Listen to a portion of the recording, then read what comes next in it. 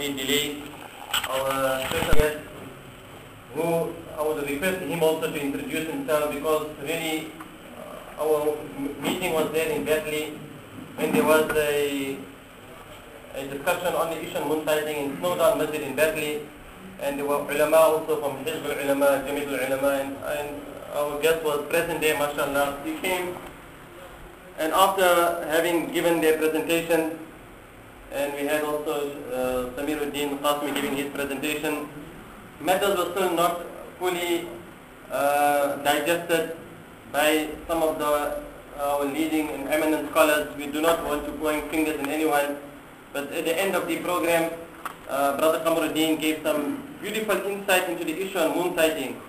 And this is an issue which, really speaking, ulama need to be trained, just like how we train ulama in many other aspects, in the very same way, because of knowledge that we have. فَاسْأَلُوا أَهْلَ الذِّكْرِ إِن كُنتُمْ لَا تَعْلَمُونَ. Ulama can be very proficient, very efficient in many other fields and hadith. They can understand, know and memorize. But there is something aspect which is very practical. And this practical issues which is very clear for all of the people to understand, which we can benefit and derive, because we are reviving a great sunnah, and that is trying to observe the sighting of the hilal with the naked eye. Do you know that the issue, for example, on the conjunction of the moon, the new moon, that is very basic essential fact which even the children learn in their schools. Children learn it when they are studying astronomy or they are studying about science. They learn, they know that there are certain issues pertaining to science which is very accurate. And Allah Ta'ala has kept the nizam and His qudrat, manifestation of His power. The verse you can see on the board, وَالشَّمْسُ وَالْقَمَرَ بِحِسْبَانٍ. The sun and the moon follow causes exactly computed. When we say that Allah Ta'ala has already kept the phases of the moon to follow certain causes which is exactly and computed. Surah 55 verse number 5. Is it not that when we are getting information, and a copy of the book which is there outside showing how the astronomers in the past, when they had decided to study the sun and the moon, when they needed to know exactly the time, needed to know the direction of the prayer, this was something thousands of years already been discussed. Even the planetariums that we are seeing is all the introduction to it, and was taken further by the Western scholars. So what we are learning is we have basic Muslim scholars, astronomers, who are in our time today. We need to take benefit and learn and see whether it is contradicting anything in the Quran. We challenge any person to say that whatever is being presented with regard to the phases and causes of the moon goes against any verse of the Holy Quran. If it does, then obviously no person will accept it. Now when Allah Ta'ala is saying the sun and the moon is computed, we know the salawat times that we have. Today people are looking at their watches, they're looking at their time, they come for salat, they don't even know whether the sun is set or not. Nobody's questioning.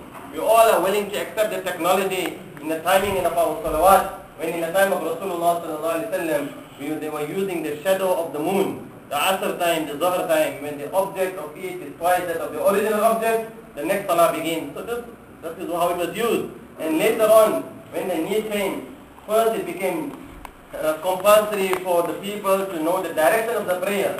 Wherever they were, Islam started expanding. Now we have in the Islamic calendar the lunar month. Just like how we're using the sun for our salawat, we need to know exactly at the end of the month what is determining the beginning of the next month. We have something called the hilal. When I was speaking with one great, we say, with this individual, we asked him that do you accept that the moon, that there is something called new moon, and this new moon is accurate every month to the second. He said, this is something else. We do not use any of the calculations to determine our month. This is where the confusion is. People think that when we are using this astronomical data, which is physical data, which is calculations which are accurate, we are not using all of the data. We are using that which does not even contradict the Quran. Al-Shamsu wal-Qamar bi-Husban. I do not want to go, maybe at a later stage we will give some other of the verses, but before we explain what does it mean, what is the hilal, when does the hilal, one important lesson to learn, that a hilal, a crescent, can never exist before new moon. A hilal can never exist before new moon. If anybody claims that they have sighted a hilal is a crescent, before the conjunction time, before waqt al-iqtiran, before Muhab, before the sun and the moon are in one plane, then that is not acceptable.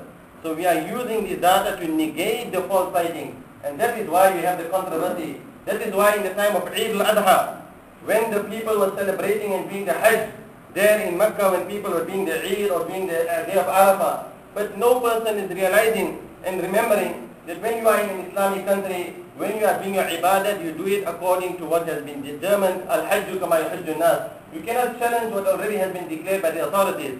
But we know, and even the own astronomers are aware, Lam yulad ba'd, the moon was not even born, and despite the moon was not even born, 3 hours, about 3 hours before, there was claimed of a sighting of the Hilal. And that is why confusion, not only here, confusion throughout the world, because there are those whom, well, they have so much love for Haramain, so much love for Kaaba, they do the Umrah and the Hajj, so they confuse their love for Haramain, they confuse that with the real essence of our ibadah, which is not based on following the Saudi sighting, it is based in the country that we are living in. So when we know something is wrong, how is it still we turn a blind eye, we brush it out under the carpet, and as if though there is nothing wrong, and then there was some other confusion that came about the 31 days and 30 days.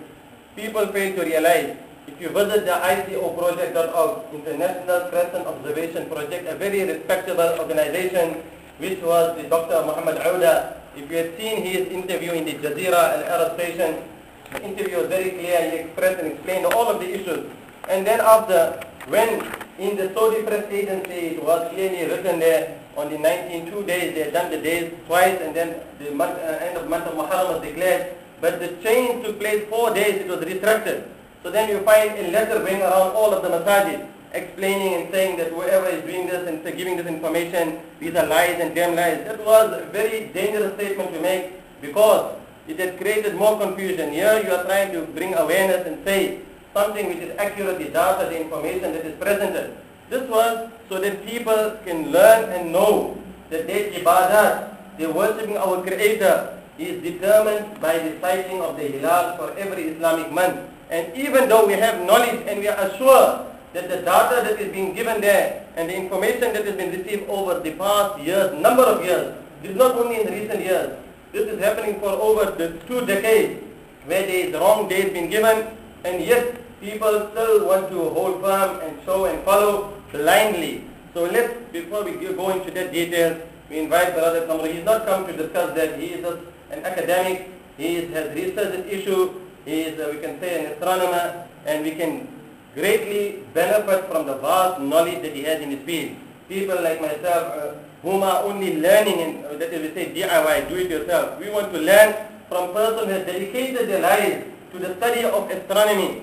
And this is why we are calling and we invite all of the ulama and the ai to have an open mind when they want to address and understand this issue on moon sighting. So we invite Brother Qamar Uddin. We also request if you could kindly introduce yourself and thereafter start your presentation. Jazakallah khair.